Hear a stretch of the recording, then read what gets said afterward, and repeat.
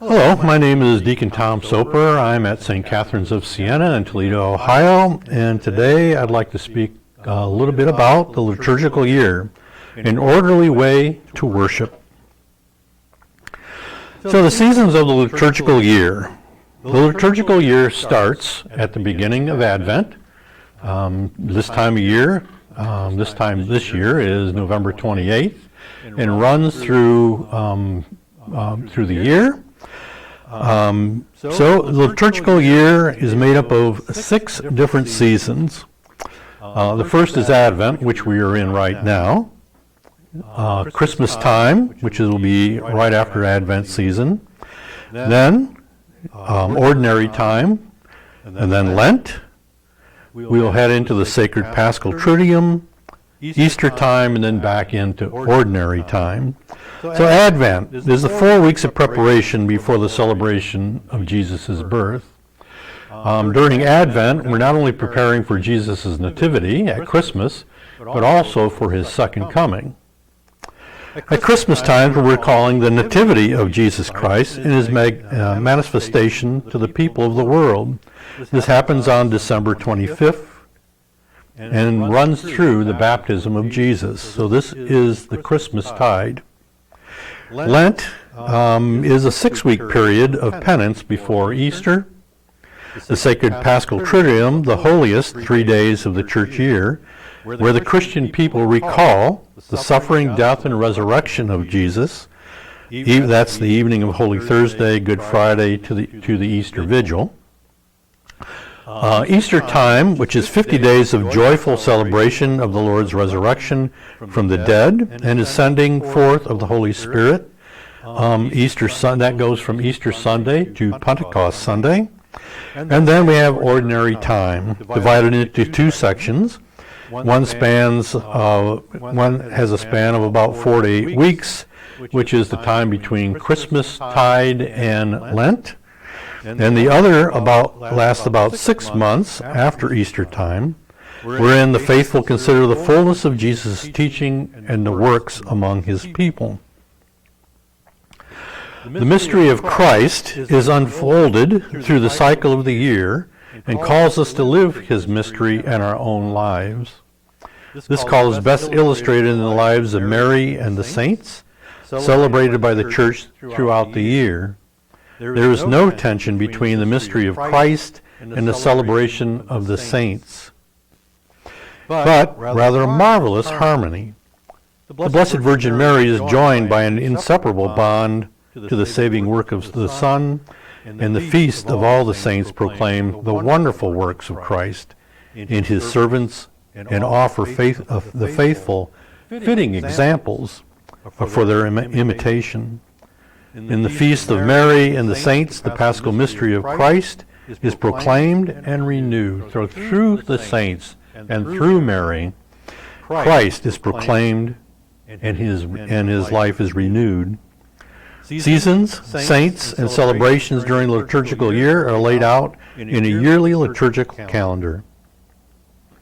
So there are 3 types of celebrations that we do during the year. One would be solemnities. Solemnities is the highest form of celebration. In the liturgical calendar of the Roman Rite, a solemnity is a feast day of the highest rank, celebrating the mystery of faith, such as the Trinity. An event in the life of Jesus, his mother Mary, his legal father Joseph, or another important saint. This is usually accompanied by a vigil liturgy. So there is a vigil liturgy which happens the day before the Feast of the Solemnity, and then a solemnity liturgy. The next celebration level is feasts. Feasts are the second importance in our liturgical calendar, and are celebrated on a particular day. These feasts do not have a first Vespers or Vigil Mass the prior evening. And the last level of celebration are memorials. Next line of our memorials, which are classified as either obligatory or optional. Memorials commemorate a saint or saints. Obligatory memorials must be observed, whereas optional memorials do not have to be observed. These might be some of the minor saints that occur. There's almost a saint every day that could be celebrated in a memorial. So in 2021 and 2022, our liturgical year present, we have Holy Days of Obligation. The first of these holy days occurs on December 8th, which is the solemnity of the Immaculate Conception.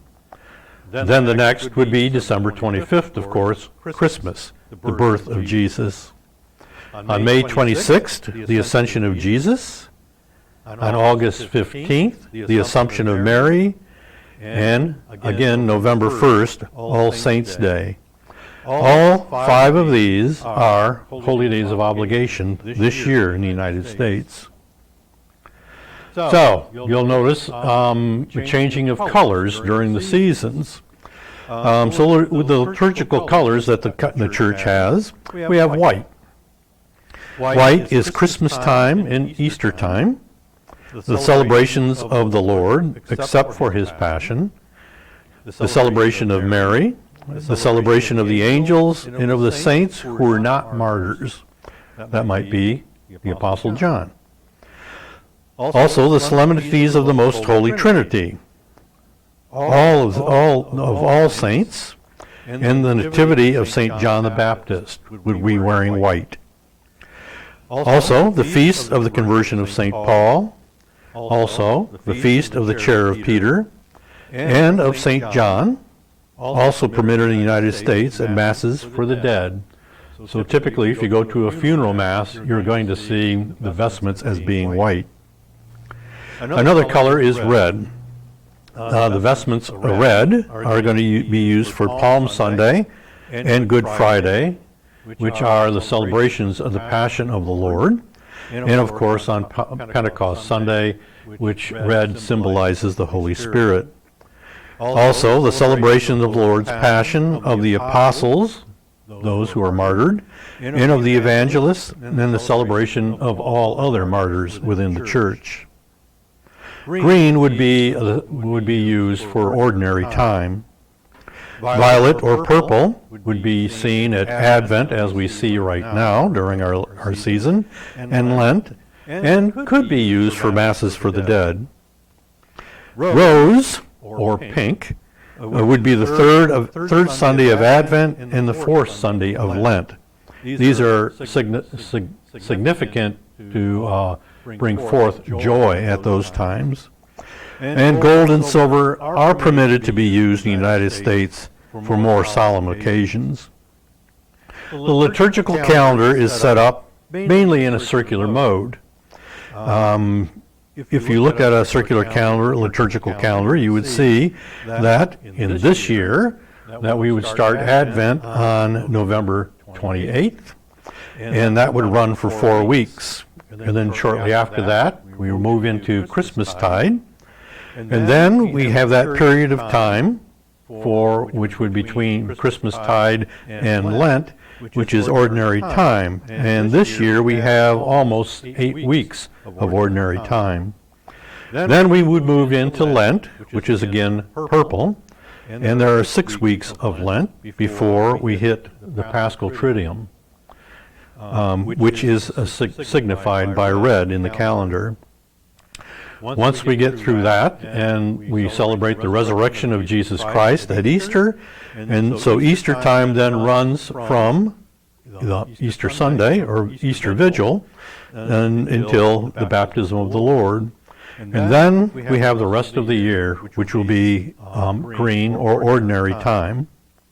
So that's kind of the liturgical year, liturgical calendar, and the celebrations that we have in a nutshell. Thank you for listening. God bless you.